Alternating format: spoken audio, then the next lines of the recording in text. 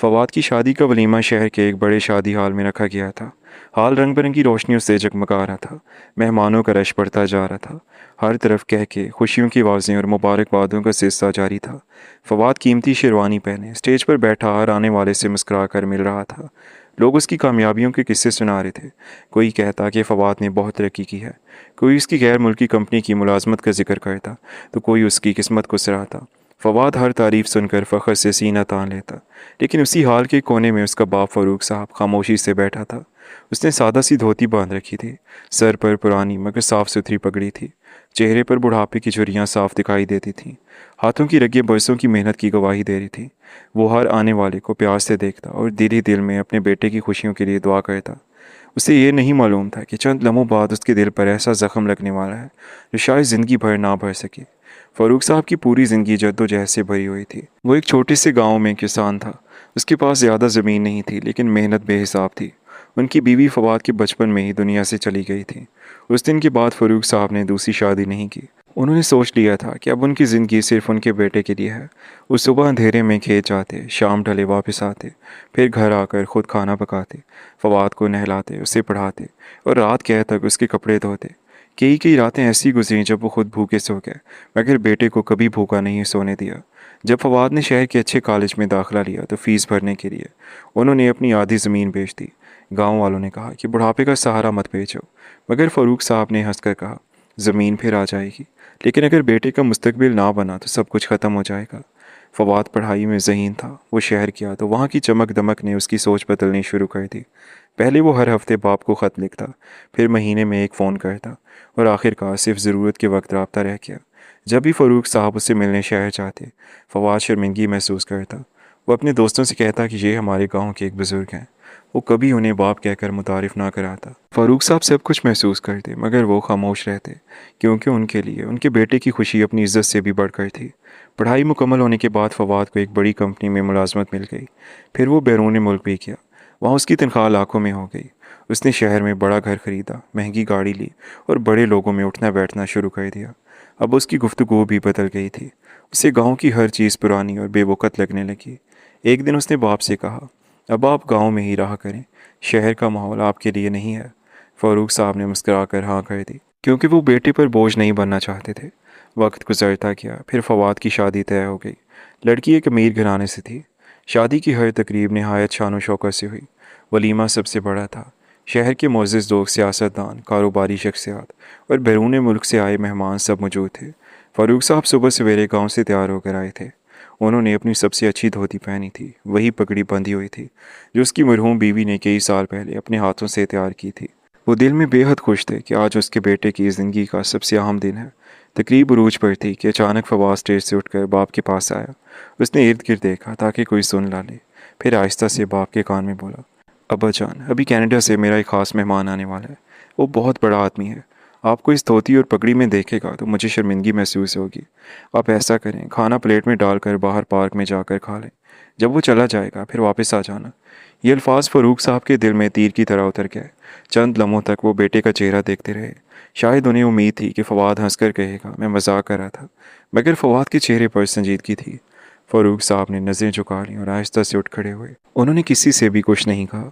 खामोशी से खाने की मेज़ पर गए, प्लेट में थोड़े से चावल डाले और हाल से बाहर निकल आए। बाहर शदीद गर्मी थी। सूरज ढलने के बावजूद हबस कम ना हुई थी। पार्क में एक पुरानी बेंच पड़ी हुई थी। फ़ारूक साहब इस पर बैठ गए। उन्होंने प्लेट अपनी गोद में रखी, एक लुकमा उठाया, मगर हाथ कांप गया। उनकी आंखों से आंसू निकलकर सीधे चावलों पर गिरने लगे। उन्हें वो दिन याद आने लगे जब फवाद बचपन में ज़िद करता था कि अब्बा, आप भी मेरे साथ बैठकर खाना खाएं, और आज वही बेटा उन्हें लोगों से छुपा रहा था। फ़ारूक साहब ने आसमान की तरफ देखा और दिल ही दिल में कहा, ऐ अल्लाह, अगर मेरी परवरिश में कोई कमी रह गई हो तो मुझे माफ़ कर देना। मैंने तो अपनी बसात से बढ़कर कोशिश की थी। इसी दौरान हाल के बाहर अचानक कई गाड़ियाँ आकर रुकी। सिक्योरिटी एहलकार पहले उतरे। फिर एक लंबी स्याह गाड़ी का दरवाज़ा खुला। अंदर से एक वजीहा नौजवान निकला, जिसके साथ दो तीन लोग और भी थे। हाल के अंदर दौड़ते हुए इस्तकबाल के लिए पहुँचे। फवाद भी जल्दी से स्टेज से नीचे उतरा। उसके चेहरे पर खुशी साफ नजर आ रही थी, क्योंकि यही वो मेहमान थे जिसका उससे शिद्दत से इंतज़ार था। वो आगे बढ़ा और मुस्कुराते हुए उस मेहमान का इस्तकबाल करने के लिए हाथ फैलाया, मगर अगले ही लम्हे ऐसा मंजर सामने आया जिसने फवाद के कदम वहीं जमा दिए। کیونکہ وہ مہمان فواز سے ہاتھ ملانے کی بجائے تیزی سے اس کی طرف سے گزرا اور سیدھا پارک کی طرف بڑھنے لگا، جہاں فاروق صاحب خاموشی سے آنسوؤں کے ساتھ اپنی پلیٹ لیے بیٹھے تھے۔ وہ نوجوان تیز قدموں سے فاروق صاحب کے قریب پہنچا تو فاروق صاحب نے حیرت سے سر اٹھایا۔ ابھی وہ کچھ سمجھ بھی نہیں پائے تھے کہ نوجوان نے جھک کر ان کے قدموں کو ہاتھ لگا لیا اور دونوں ہاتھوں سے ان کے پاؤں تھام کر اپنی آنکھوں سے لگا لیے۔ فاروق صاحب گھبرا گئے۔ انہوں نے فوراً اسے اٹھانے کی کوشش کی، مگر نوجوان نے احترام سے کہا، بابا جی، آج اگر میں آپ کے قدم نہ چھوتا تو ساری زندگی خود کو معاف نہ کر پاتا۔ آپ میرے لیے کسی فرشتے سے کم نہیں ہیں۔ یہ منظر دیکھ کر ہال کے دروازے پر کھڑے تمام لوگ حیرت سے ایک دوسرے کا منہ دیکھنے لگے۔ فواد کے چہرے کا رنگ اڑ گیا۔ اس کی سمجھ میں نہیں آ رہا تھا کہ آخر کینیڈا سے آیا ہوا اتنا بڑا مہمان اس کے غریب باپ کو کیسے جانتا ہے۔ نوجوان نے فاروق صاحب کا ہاتھ پکڑا اور انہیں آہستہ سے بینچ سے اٹھایا، پھر اپنی رومال سے ان کے ہاتھ صاف کیے اور پلیٹ ایک طرف رکھ دی۔ اس نے دیکھا کہ چاولوں میں آنسو گرے ہوئے ہیں تو اس کی اپنی آنکھیں بھی بھر آئیں۔ اس نے دھیمی آواز میں کہا، بابا جی، آپ یہاں دھوپ اور گرمی میں کیوں بیٹھے ہیں؟ آپ کی جگہ تو اندر سب سے آگے ہونی چاہیے۔ فاروق صاحب نے نظریں جھکا کر صرف اتنا کہا، بیٹا میں یہیں ٹھیک ہوں، اندر بہت رش ہے۔ نوجوان نے ان کی بات کا مطلب سمجھ لیا۔ اس نے ایک لمحے کے لیے فواد کی طرف دیکھا تو اس کی نگاہوں میں ناراضگی صاف جھلک رہی تھی۔ ہال کے اندر موجود ہر شخص خاموش ہو چکا تھا۔ نوجوان نے فاروق صاحب کا ہاتھ مضبوطی سے تھاما اور انہیں ساتھ لے کر ہال کے اندر داخل ہوا۔ لوگ خود بخود راستہ چھوڑتے گئے۔ وہ سیدھا اسٹیج کے سامنے پہنچا اور مائک اپنے ہاتھ میں لے لیا۔ پھر اس نے کہا، آج میں یہاں صرف فواد کی دعوت پر نہیں آیا، بلکہ ایک ایسے انسان سے ملنے آیا ہوں جس کا قرض میں کبھی ادا نہیں کر سکتا۔ سب لوگ حیرت سے اس کی بات سننے لگے۔ اس نے کہنا شروع کیا، آج سے تقریباً 25 سال پہلے میں ایک غریب گھر کا لڑکا تھا۔ میرے والد کا انتقال ہو چکا تھا۔ میری ماں شدید بیمار تھی۔ ہمارے گھر میں کئی دن چولہا نہیں جلتا تھا۔ میں پڑھنا چاہتا تھا مگر فیس بھرنے کے پیسے نہیں تھے۔ ایک دن میں روتا ہوا گاؤں کے اسکول سے واپس آ رہا تھا تو راستے میں ایک کسان نے مجھے روک لیا۔ اس نے پوچھا، کیوں رو رہے ہو؟ میں نے سب کچھ بتا دیا۔ اس کسان نے اسی وقت اپنی جیب میں موجود سارے پیسے میرے ہاتھ پر رکھ دیے اور کہا، بیٹا پڑھائی کبھی مت چھوڑنا، اللہ تعالیٰ راستہ بنا دے گا۔ میں نے کہا، چچا آپ کا نام کیا ہے؟ تو انہوں نے صرف اتنا کہا، نام جان کر کیا کرو گے؟ جب کبھی کامیاب ہو جاؤ تو کسی غریب بچے کی مدد کر دینا، یہی میرے پیسوں کا بدلہ ہوگا۔ نوجوان کی آواز پھر آنے لگی۔ اس نے کہا، وہ کسان یہی فاروق صاحب تھے۔ ان پیسوں سے میری فیس جمع ہوئی، پھر میں نے محنت کی، اسکالرشپ ملی، بیرون ملک کیا۔ آج اللہ تعالیٰ نے مجھے عزت دی، دولت دی اور ایک بڑی کمپنی کا مالک بنا دیا، مگر میں نے ان کا چہرہ کبھی نہیں بھلایا۔ میں ہر سال گاؤں جا کر انہیں ڈھونڈتا رہا، مگر پتہ چلا کہ وہ اپنے بیٹے کے پاس شہر چلے گئے ہیں۔ جب فواد نے مجھے اپنی شادی کی دعوت دی اور اپنے والد کا نام بتایا تو میری خوشی کی کوئی حد نہ رہی۔ میں نے سوچا کہ آج اپنے محسن کا شکریہ ادا کروں گا، لیکن یہاں آ کر دیکھا کہ جنہوں نے دوسروں کو عزت دی انہیں خود عزت نہیں دی جا رہی ہے۔ پورے حال میں خاموشی چھا گئی۔ ہر شخص کی نظریں فواد پر جم چکی تھیں۔ فواد کا سر جھک گیا تھا۔ اس کے پاس اپنی صفائی میں کہنے کے لیے ایک لفظ بھی نہیں تھا۔ اس کی دلہن بھی اسٹیج پر بیٹھی یہ سب کچھ دیکھ رہی تھی۔ اس کی آنکھوں میں بھی افسوس تھا۔ نوجوان نے فاروق صاحب کا ہاتھ پکڑ کر انہیں اسٹیج پر لے آیا اور اپنی نشست پر بٹھا دیا۔ پھر اس نے سب مہمانوں سے کہا، آج اس تقریب کے سب سے بڑے مہمان یہی ہیں۔ اگر یہ نہ ہوتے تو شاید میں آج یہاں پر نہ ہوتا۔ اس کے بعد اس نے خود اپنے ہاتھ سے فاروق صاحب کو کھانا پیش کیا اور ان کے ساتھ بیٹھ کر کھانا کھایا۔ فواد یہ منظر دیکھتا رہا، پھر اچانک اس کے قدم لڑکھڑائے اور وہ دوڑ کر اپنے باپ کے سامنے آ گیا۔ اس نے سب کے سامنے گھٹنوں کے بل بیٹھ کر باپ کے قدم پکڑ لیے۔ اس کی ہچکیاں بند گئیں۔ وہ روتے ہوئے کہنے لگا، ابا جان پلیز مجھے معاف کر دیں، میں دولت کے نشے میں اندھا ہو گیا تھا۔ میں بھول گیا تھا کہ آج جو کچھ ہوں آپ کی قربانیوں کی وجہ سے ہوں۔ میں نے آپ کے دل کو بہت دکھ پہنچایا ہے۔ اگر آج آپ مجھے معاف نہ کریں تو میں خود کو کبھی معاف نہیں کر سکوں گا۔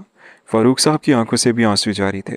انہوں نے کانپتے ہوئے ہاتھوں سے بیٹے کو اٹھایا اور سینے سے لگا لیا، پھر دھیرے سے بولے، بیٹا باپ اپنے بچوں سے ناراض نہیں رہتا، بس اتنا یاد رکھنا کہ انسان کی اصل پہچان اس کے کپڑے نہیں، اس کا کردار ہوتا ہے۔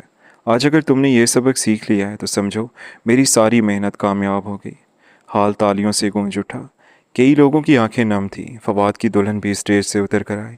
اس نے احترام سے اپنے سسر کے ہاتھ چوم لیے۔ پھر وہ بولی، ابا جان آج سے آپ کہیں نہیں جائیں گے، آپ ہمارے ساتھ رہیں گے۔ آپ اس گھر کے بڑے ہیں اور آپ کی عزت ہی ہماری عزت ہے۔ کینیڈا سے آئے ہوئے مہمان نے مسکراتے ہوئے کہا، میں نے دنیا کے کئی ممالک دیکھے ہیں مگر ایک باپ کی قربانی جیسی دولت کہیں نہیں دیکھی۔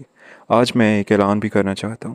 میری کمپنی ہر سال ایسے 10 غریب بچوں کی تعلیم کا خرچ اٹھائے گی جن کے والدین مالی مشکلات کا شکار ہیں، اور اس منصوبے کا نام فاروق صاحب کے نام پر رکھا جائے گا تاکہ لوگ جان سکیں کہ ایک سچے باپ کی قربانی کتنی زندگیاں بدل سکتی ہے۔ उस रात वलीमे की तकरीब लोगों को खाने या सजावट की वजह से याद नहीं रही, बल्कि इस मंजर की वजह से याद रही जब एक गरीब किसान की पगड़ी ने दौलत के गुरूर को शिकस्त दी थी और सब ने अपनी आंखों से देख लिया था कि इज़्ज़त कपड़ों से नहीं बल्कि किरदार और कुर्बानी से मिलती है। फवाद ने उसी दिन दिल में अहद कर लिया कि अब वो ज़िंदगी भर अपने बाप का सर कभी नहीं झुकने देगा, बल्कि उसी बाप के कदमों में अपनी हर खुशी रख देगा, क्योंकि वो समझ चुका था कि दुनिया का सबसे बड़ा सरमाया दौलत नहीं बल्कि माँ बाप की दुआ और उनकी इज़्ज़त होती है। अगर आपको कहानी पसंद आई हो तो वीडियो को लाइक और चैनल को सब्सक्राइब कर दें। अल्लाह हाफिज़।